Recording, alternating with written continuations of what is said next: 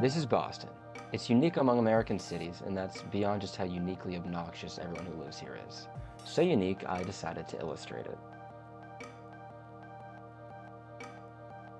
Today, as a shameless self-promotion, we're going to dive into this image and try to get to the bottom of just what makes Boston so unique by exploring the city's fascinating history, how we got here, and why all that might be worth caring about today. Well, actually, this is Boston, with a bit cut off. Outside the city borders on my map are Cambridge and Brookline, among other towns and cities.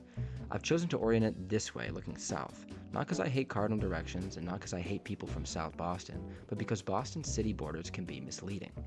In the 19th century, when cities across the nation began urbanizing rapidly, they annexed surrounding towns. You can see this everywhere, from New York annexing its outer boroughs to the Philadelphia Consolidation Act of 1854, where the city merged with the county, jumping from 2 square miles to 130. Boston only half-heartedly followed, having to contend with a fierce tradition of local town governments and its neighbors. The towns of Roxbury, Dorchester, Charleston, Brighton, and Hyde Park were incorporated, but that's where it stopped. Over here, right across the Charles River, and taking up a fifth of the drawing, is Cambridge. Home to Harvard and MIT, it's the 4th largest city in Massachusetts, and in most other cities, it would be considered an integral part of Boston proper. Cambridge and neighboring Somerville and Chelsea all actually have a greater population density than Boston itself, meaning the population center of the Boston area is decidedly more north than the city limits suggest. So, I'm sorry, South Boston. I love you, and you have a place called Head Island, which is rad, but I had to cut you off. To paint the picture, we have to look back on the world the city was built over top of. The shoreline in this image is almost entirely unrecognizable from the land that originally existed here, or rather, the land that didn't exist. The pre-colonial waterfront looked something like this. The near island in the center where downtown Boston now stands was called the Shawmut Peninsula. The scale of land creation carried out throughout the city's history is unparalleled anywhere in the country, and only gets more staggering when we pop out of frame. We'll come back to just how Boston filled in its harbor later, but for now, just know that this is the landscape we're discussing. Like any North American city, to tell it right, we have to have the colonialism talk. It may shock you to learn that white man did not originate in New Jersey and spread peacefully through the forests of the Northeast. Just as the landscape of Boston was irrevocably altered by colonization, the demographics were as well. Before European contact, the region that would become New England had been populated by numerous native tribes for thousands of years, numbering anywhere from 60 to 100,000. The area around the Boston Harbor was peopled principally by the Massachusetts tribe. Why stop stealing land when you can nab the name or the likeness too? Native peoples would migrate seasonally, traveling on a network of maintained trading paths or using canoes to navigate the land's many waterways. During the summer, the Massachusetts would inhabit the Shawmut Peninsula and the Harbor Islands, that's all this garbage out here, farming corn, squash, and beans, as well as fishing. The nuances of native land use are often overlooked. The underbrush in New England's old-growth forests was routinely cleared and controlled burns in order to make movement for hunting and farming easier. Early European settlers were first oblivious to this, and then later intentionally overlooked how natives gardened and maintained the forests. Not only did the notion threaten the English narrative that the New World was wholly unutilized by the tribes, but it also threatened the legal basis for colonization, which rested upon the argument that King Charles was just in granting charters for the land because said land was vacant. The founder of Rhode Island, Roger Williams, would point out this obvious fact in 1632, and everyone agreed with him so much that he was eventually banned from Massachusetts. The land was in fact more vacant in 1620 when colonists first arrived at Plymouth, that's down here from Boston. Europeans had been fishing and interacting with natives off the coast of New England since the late 1500s, and in 1616 this brought disease. While the exact illness is still debated, we know that it was European, and we know that it sucked. Up to 90% of the native population would die, and the Massachusetts tribe around the Boston area would be no exception. So we're still talking about Boston, we're going to get there. The Shawmut Peninsula and the Harbor Islands were largely abandoned when English settlers arrived to found Boston. The native story over the next centuries would be one of encroachment, war, and genocide. 45 years after the city was founded, the Harbor Islands would be used as prison camps for natives during the brutal King Philip's War.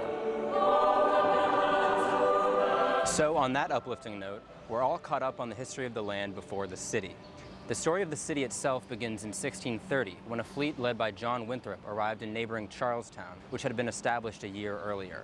The majority of these first settlers were Puritans, which was originally a derogatory term coined by opponents of the sect. The Puritans were a form of Protestant that found the Anglican Church and its head, King Charles I, just too damn Catholic, which is painfully ironic considering that Boston would grow up to be one of the most Catholic cities in the country.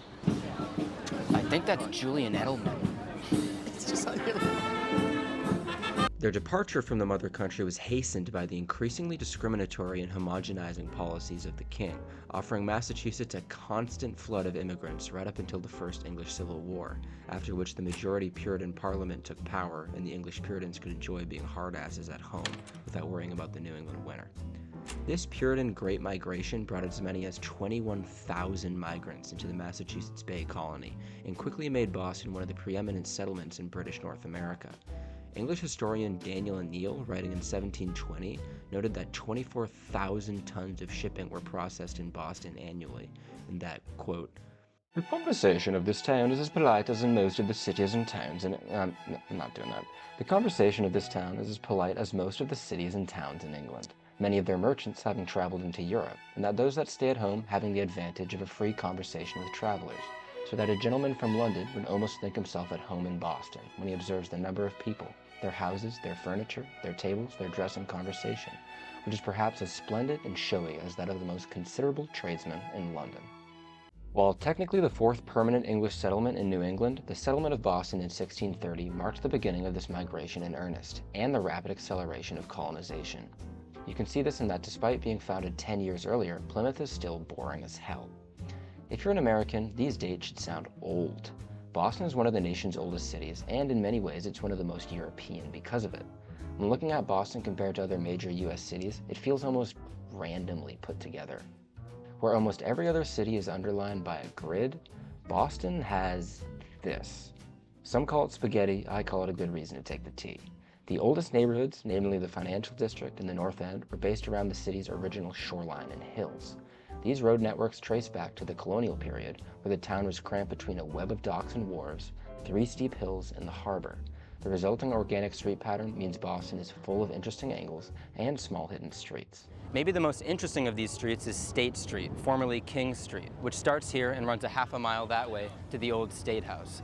This becomes way less boring when you consider that it was originally built as a super long wharf, built to circumvent the mudflats surrounding the peninsula and allow ships to anchor at low tide. When the cove was filled in, it became a regular street. Alongside these old streets, the Boston Common has been a constant throughout the city's history. It's the oldest public park in the country, and its story to me emphasizes just how bizarre the settlement of the New World must have been. Sorry, but I lied earlier. When the Massachusetts Bay colonists arrived at the Shawmut Peninsula in 1630, it was sort of uninhabited. That is, uninhabited except for one man, an Anglican priest who had been living there alone for the past 5 years. His name was William Blackston, and he had moved to the peninsula in 1625 after leaving a failed colony in modern-day Weymouth. He invited the Puritans to live alongside him, but with Puritans famously not being the dreamiest of neighbors to have, he sold his remaining land to the colony in 1633 and set out south. Governor Winthrop levied a one-time tax on the people of Boston to purchase the property and set it aside as common land, mostly for use for grazing animals. Nearly 400 years later, it's still going strong, although less of a waterfront property nowadays. Boston would grow under English rule for 146 years, becoming one of the preeminent ports in the colonies. Boston merchants grew rich as a corner of the Triangle slave trade, supplying the ships and capital needed to enslave, as well as becoming a hub for the trade of goods produced by slave labor.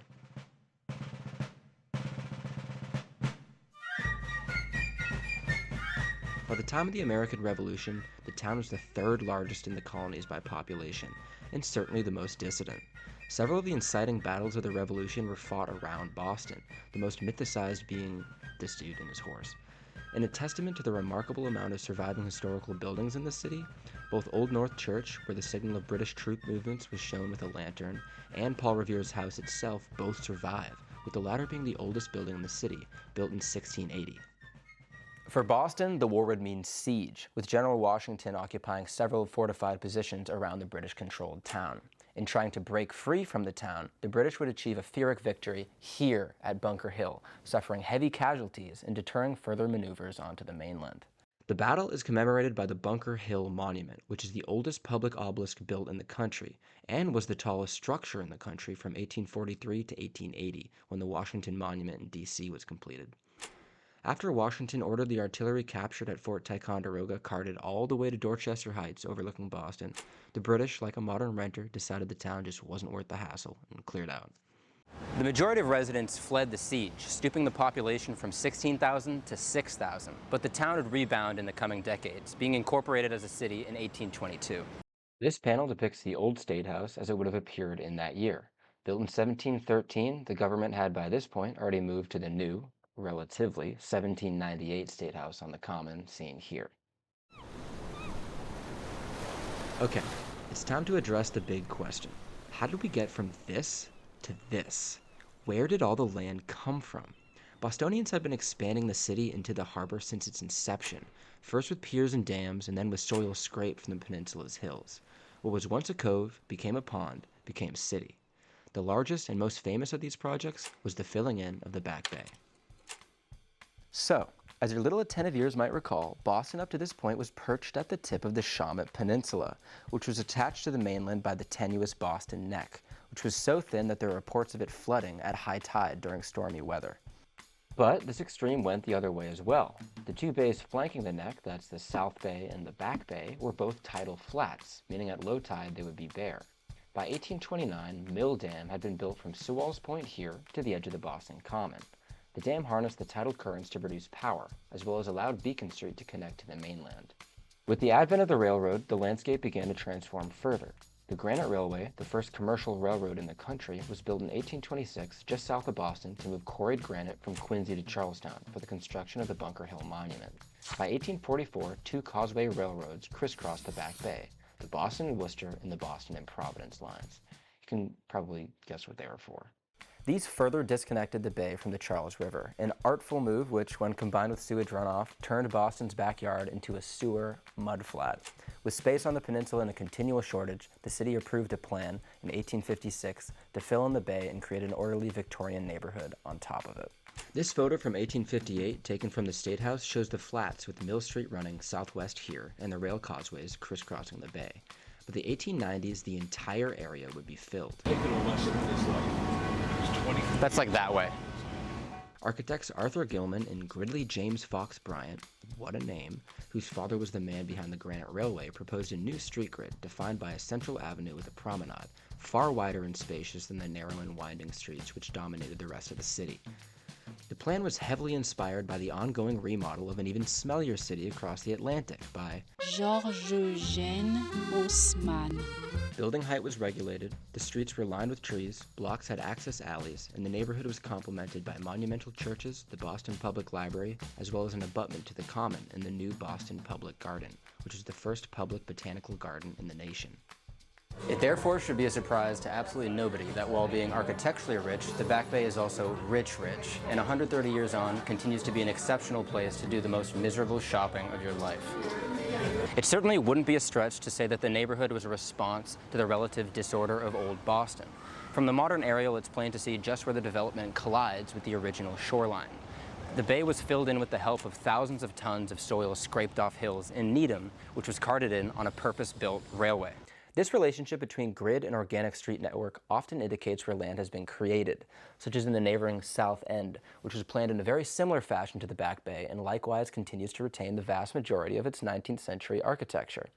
Elsewhere, grids or loose grids are indicative of planned neighborhoods built atop previously unutilized land, such as South Boston, different than the South End and more east than south, East Boston, which is more north than anything else if we're being honest with ourselves, and Bunker Hill, which is open for development after the top of the hill was mostly shaved off. So I guess it's not much of a hill, but it still kind of is. But anyway, the point being, Boston's abusive relationship with its harbor has led to an incredible diversity between its neighborhoods, in everything from street layout to architecture to elevation. A combination of its age as a city developed primarily before the advent of the personal automobile and the very real physical constraints of the Boston harbor has meant that the city has always been very dense. The difficulties of running streetcars on these dense, crowded downtown streets spurred the construction of the Park Street subway, which opened September 3, 1897.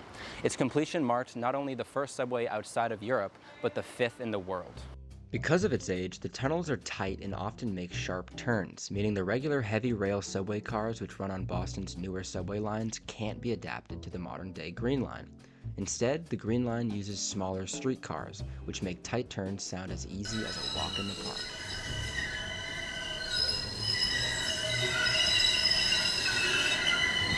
Despite its long history of dense, transit-oriented urbanism, the 20th century would see Boston contend with changing winds in the ideology of urban planning, a shift which would spell tragedy for huge swaths of the city. By the 1950s, car-centric city planning had overtaken the United States. The prevailing modernist attitudes of city design were rooted in a rejection of old urban forms in favor of architecture, infrastructure, and public spaces which were perceived to be more suited to a modern post-war lifestyle. What is this? Like, what the hell? It's so dumb. Yeah, let me just drive my Lincoln through the... Growing out of the Victorian contempt for crowded, dirty cities, a new generation of planners sought to orient downtowns around newly built and continually sprawling suburbs, clearing downtown congestion in theory. These practices were deeply rooted in racial biases and redlining, and when the bulldozers rolled onto the streets, minority or low-income neighborhoods were invariably the first to come down. While Boston retains a greater share of its historic character than the vast majority of American cities, the story in Boston followed these same overtures to disastrous effect. First was the destruction of the New York streets, a predominantly working class and immigrant neighborhood which first developed around the Boston-Albany Railroad Terminal. The city aimed to bring industry downtown and demolished 5 streets and 12 city blocks in pursuit of it. The loss of the New York streets would be only a precursor to the demolition of massive sections of downtown Boston. Next was the Central Artery, a project which cut an elevated I-93 through downtown, shearing off the north end from the rest of the city and demolishing hundreds of homes and businesses for the convenience of commuter traffic from the suburbs. Federal funding through the 1956 Highway Act established a national precedent for open hostility against urban environments, increasingly associating urbanism with crime and pollution. White flight from the inner cities to the suburbs would facilitate the deprivation of the inner city, effectively relegating poor and minority populations to decaying, polluted environments segregated by the car and its associated infrastructure. Thankfully, I-93 is not visible on my illustration, we'll come back to that, but its path can be clearly followed here. The wrecking ball came next for the West End. In 1958, the West End was a dense residential neighborhood with a long history as an immigrant community, similar to the neighboring North End. First attracting Irish immigrants in the 1860s, the neighborhood was home to significant populations from Eastern and Southern Europe by the 1950s, as well as a sizable Jewish population. In 1958, following a series of evaluations which concluded the housing available was substandard, the city of Boston began the wholesale destruction of the neighborhood in the name of slum clearance. Nearly the entire neighborhood was flattened, the road network scrapped, and thousands of poor or working-class families pushed from the city with only the vague promise of priority placement in new residential developments. By the early 1970s, only 6 luxury apartment towers had been constructed on the site of the old neighborhood, and the population had plummeted from approximately 12,000 to 2,000 since 1950. The scars of this destruction are visible in the skyline. The dense and tight-knit streets in the North End and the Bullfinch Triangle are divided from Beacon Hill by this section of more spread-out towers, following modernist principles with very little multi-use properties and a lot of valuable land devoted to parking. Moving east along the former path of the Central Artery, this visual pattern continues. We have large monumental modernist buildings until we reach here. This brutalist behemoth is City Hall, and the tract of Mojave Desert surrounding it is City Hall Plaza. I'm sorry, but it's time to look at some awful photos. This is downtown Boston 1939, courtesy of the amazing Segregation by Design website. This central bit here was known as Scully Square, serving as a vital downtown crossroads, Boston's entertainment hub, and a red light district. At the near heart of the city, the neighborhood was vital to the city's history and identity, from long-standing restaurants and theaters to being a key link in the city's long history with abolitionism and the Underground Railroad. I'll let you guess what happened to it. And this is downtown Boston, circa 1969. City Plaza is home to the recently awarded 4th ugliest building in the world, but recent renovations have rectified it, as it's also now home to the Boston Cop Squad. On top of this, Boston has had a long history of racism, growing up parallel to the city's prominent abolitionist movements. Ethnic violence and discrimination has long been a part of Boston's history, from anti-Irish mobs to systemic discrimination against black and brown people in public education. While these inequities continue to be systemic, Boston is at its most diverse, having become a majority-minority city in 2000 and culturally distancing itself from an exceptionally ugly past. It's not all bad. While America is riddled with cities that are almost entirely unrecognizable from their pre-automotive selves, Boston and much of its undeniable uniqueness remains intact, and the city has moved in recent decades to repair the mistakes of the previous century. And nothing is more emblematic of this work than the Big Dig. For reasons Texas should probably grow wise to, building a massive highway through the center of the city shockingly did not ease congestion, but put I-93 on the map as one of the most congested highways in the country. The construction of road infrastructure invariably leads to an increase in car usage, and demand is induced, which renders the already ruinously costly infrastructure ineffective. Just 3 decades after raising it, the city started plans to raise it and move it underground.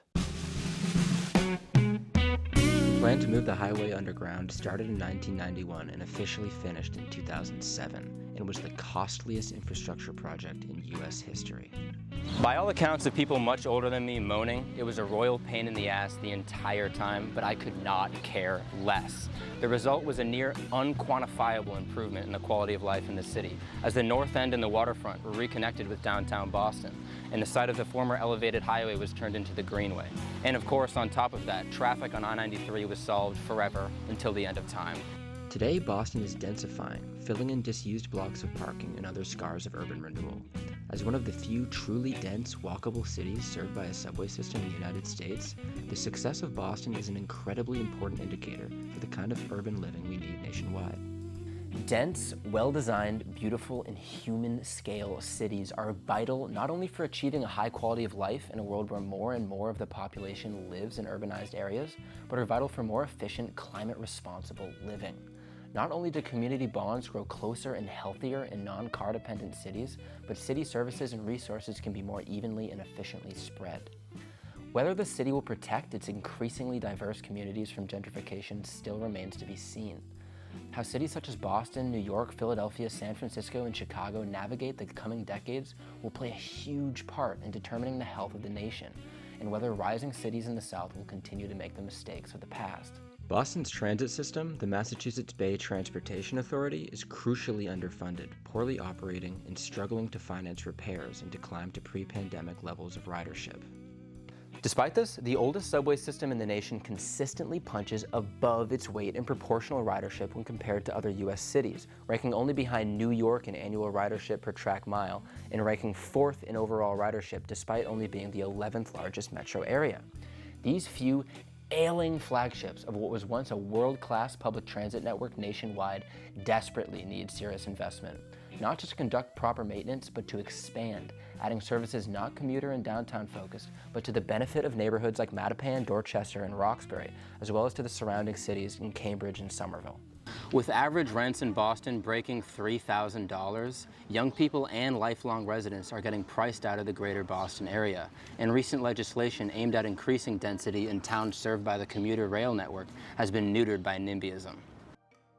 Whether the city will permit and facilitate density without pushing out the communities which define and enrich it remains to be seen, but it would be an undoubtable loss if Boston continues to travel down the nationwide trend of walkable urbanism only for the rich, as seen in cities like Miami and Santa Monica. When done correctly, city living can be edifying, enriching for communities, healthy for both mental and physical health, and for the health of the planet. Cities with strong bones such as Boston play a titanic role as examples for a nation absolutely plagued by disastrous patterns of development which still prevail, and how the cradle of American statehood chooses to navigate its uniquely rich intersection of diversity, urbanism, and history is not important just to Massachusetts or to New England, but to Americans as a whole, even if everyone here are assholes.